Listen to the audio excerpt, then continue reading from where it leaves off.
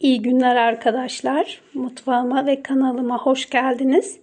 Ramazan'ın bu ilk haftasında sizlerle beraberiz. Ramazan sofralarına çok yakışacağını düşündüğüm bir zeytinyağlı tarifle geldim. Portakallı kereviz yemeği yapacağız sizlerle bugün.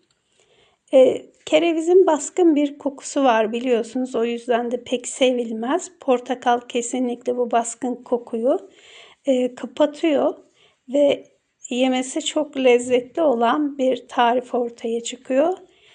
Yemeğimizin detaylarını görmek için haydi hep birlikte videomuza geçelim.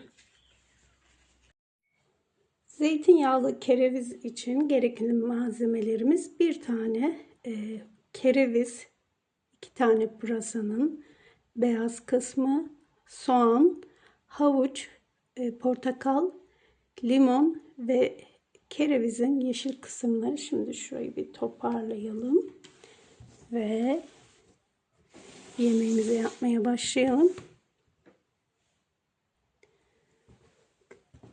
Kabuğunu soymuş olduğumuz havucumuzu böyle istediğiniz gibi, isterseniz tavla zarı ya da böyle daire şeklinde kesebiliriz.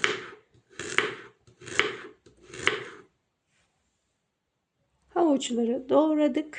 Şimdi de kuru soğanımızı şöyle ikiye bölelim.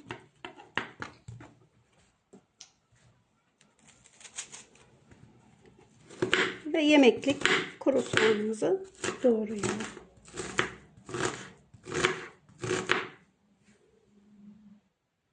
Soğan ve havucu tenceremize alıyoruz. Havuç biraz geç piştiği için soğanla birlikte kavuruyoruz. Aklınızda olsun. Hatta gerekirse havucunuzu önceden koyun. Tenceremizi ocağa alıp altını yakıyoruz. Tenceremizin altını yaktık. Şöyle bir yarım çay bardağı kadar zeytinyağını koyuyoruz ve soğan ve havucumuzu kavuruyoruz. Biz soğan ve havuç kavrulurken pırasa ve kerevizi doğrayalım. Kereviz için şöyle suya un koyarak ve limon suyu koyarak kerevizleri doğrayıp içine koyuyoruz ki kerevizimiz kararmasın, beyaz kalsın. Kerevizi nasıl doğramak isterseniz doğrayabilirsiniz. Biraz benim kerevizim sert çıktı. Biraz iri de doğramak istiyorum.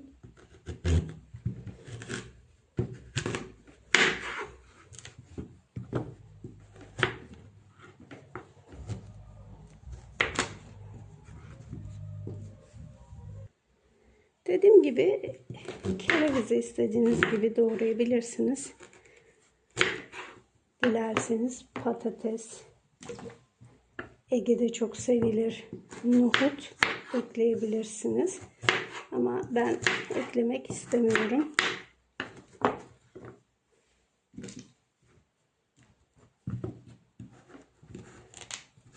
İri tavla zarı şeklinde, yani tavla zarının iri halinde doğrayacağım kerevizlerimi. Hatta bazen daha da iri doğruyorum. Bütün kerevizleri böyle doğrayalım. Bütün kerevizlerimizi bakın doğradık. Sırada pırasa var. Onu doğrayacağız. Şöyle hemen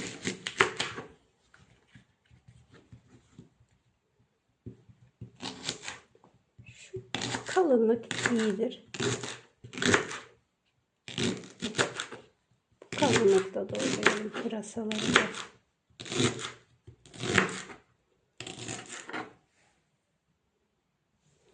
Kerevizimizin de şu kenarlarını biraz kesip alalım.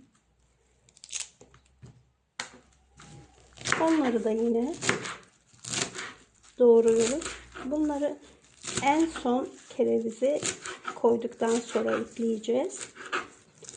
Şu taze kısımlarını da piştikten sonra koyacağız.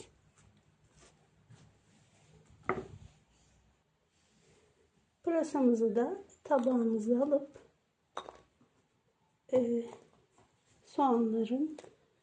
soğanlı havucun üstüne ekleyelim.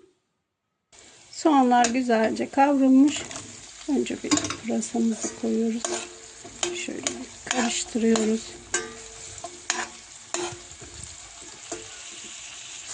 Pırasamız biraz kavruldu. Yıkayıp suyunu süzdüğümüz kerevizlerimizi de ekliyoruz. Bu arada portakalı ve limonu da sıkıp üzerine ekleyeceğiz. Şöyle bir çevirelim.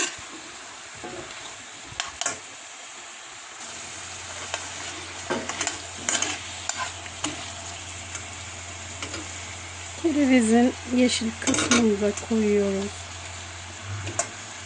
Limon ve portakal suyumuzu sıktık. Yarım su bardağı, yani bir çay bardağı portakal ve limon suyumuzu da ekledik. Bir çay bardağı da su koyalım. Bir çay bardağından az olsun, hatta bir fincan kadar koyup altını kısıp kapağını kapatıyoruz. Yarım saat dinlenmeye bırakıyoruz. Pardon, pişmeye bırakıyoruz. Yarım saatte kısık ateşte yemeğimiz pişecek. Kerevizlerimiz 20 dakikada yumuşadı. Bir çay kaşığı da tuz ekledik. 5 dakika sonra da taze kerevizleri ekleyip altını kapatıyoruz. Yemeğimiz pişti. En son yeşil kısımlarını da koyuyoruz kerevizlerin. Ocağımızın altını kapatıyoruz. Yemeğimizi dinlenmeye bırakıyoruz. Soğuyup dinlenen portakallı kerevizimizi tabağımıza alıyoruz. Ramazan için şahane bir zeytinyağlı kereviz tarifi oldu. Son bir dokunuş yapalım. Üzerine kereviz yaprağı koyalım. Birkaç tane. Şöyle, tamam.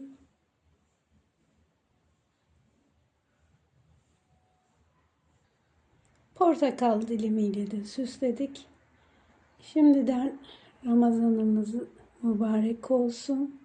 İyi iftarlar diliyorum. Başka videolarda görüşmek üzere. İyi günler.